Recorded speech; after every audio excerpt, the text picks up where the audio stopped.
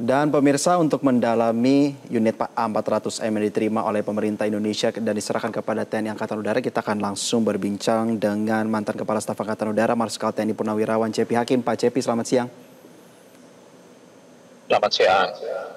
Apa kabar? Ya, kabar baik Pak. Terima kasih telah bergabung bersama kami. Pak Cepi, bagaimana tanggapan Anda tentang A400M yang baru diterima oleh Indonesia?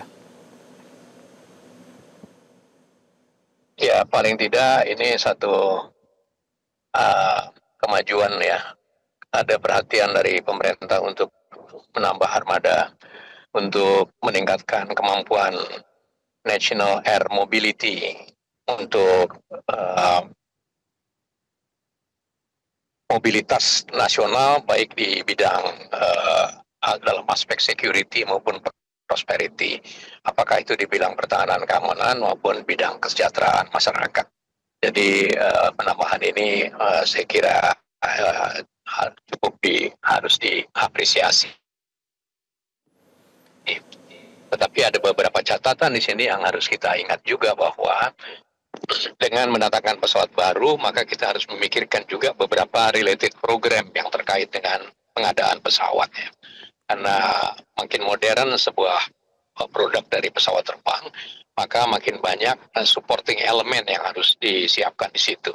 Misalnya ground support equipment, ya, pendidikan, training, SDM-nya, hanggarnya, dukungan spare part dan sebagainya. Dan saya pikir itu ada catatan-catatan yang harus menjadi perhatian dari pemerintah agar utility atau penggunaan dari pesawat ini benar-benar tepat sasaran. Ya, Pak Cepi, di tengah pengadaan ini dilakukan, tentu juga banyak catatan yang mengatakan bahwa A400M ini banyak digunakan untuk pengangkutan logistik dan pasukan, bantuan kemanusiaan dan evakuasi bencana, juga misi penerjunannya Pak berupa airdrop maupun evakuasi medis, medevac. Apakah Anda melihat bahwa tantangan Indonesia ke depan ini juga concern terhadap kebutuhan-kebutuhan dan juga misi ini, Pak? Ya, memang kelebihan pesawat seperti A400 dan Hercules itu adalah fleksibilitasnya sangat tinggi untuk gerakan pemindahan barang dan orang ya. Jadi tidak hanya dia efektif untuk sisi national security, tetapi juga dia sangat efisien bagi kepentingan-kepentingan lain seperti penanggulangan bencana dan juga search and rescue dan lain-lain. Kenapa? Karena kabinnya itu bisa dirubah-rubah atau bisa diisi kontainer ya.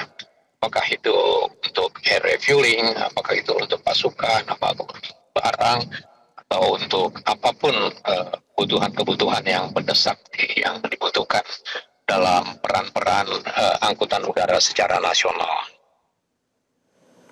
Iya, Pak Cepi mengingat juga bahwa di Asia Tenggara akhirnya bukan hanya Indonesia yang memiliki ya. Bagaimana Anda melihat dari perspektif pengamat begitu tentang kita akhirnya memiliki unit yang cukup prestige di Asia Tenggara? Ya, pengadaan pesawat tuh terlepas dari soal prestisius atau tidak ya. Dia patokannya adalah efisiensi penggunaan pesawat itu sendiri. Dan pesawat itu harus kita ingat, pesawat itu adalah hanya subsistem dari sistem yang besar, di mana pesawat ini akan diletakkan nantinya. Apakah dia untuk angkutan barang dan penumpang, apakah dia itu untuk angkutan pasukan dan lain sebagainya. Kalau kita melihat ke belakang, misalnya saja skadron Hercules itu ada di dua tempat ya, 20 tahun yang lalu. Satu di Jakarta, satu di Malang. Dua skadron ini mengapa berlokasi di Jakarta dan di Malang? Karena pada waktu itu orientasinya adalah untuk menyebar pasukan ke seluruh Indonesia, yang pusat pasukan itu berada di Cilodong dan di Singosari. Itu satu contoh saja. Jadi ada sistem besar yang dibangun terlebih dahulu sebelum kita menentukan pesawat apa yang akan digunakan.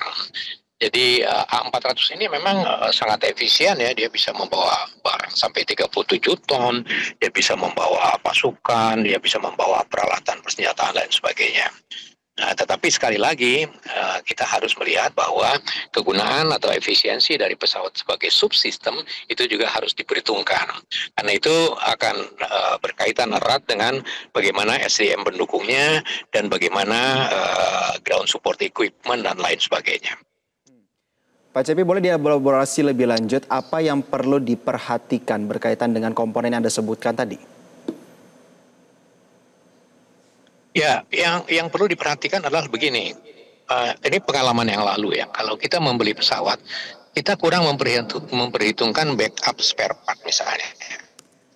Ya, backup spare part ini soalnya sederhana, karena spare part itu ada dua macam. Ada spare part yang habis pakainya jangka pendek, ada jangka sedang, ada jangka panjang.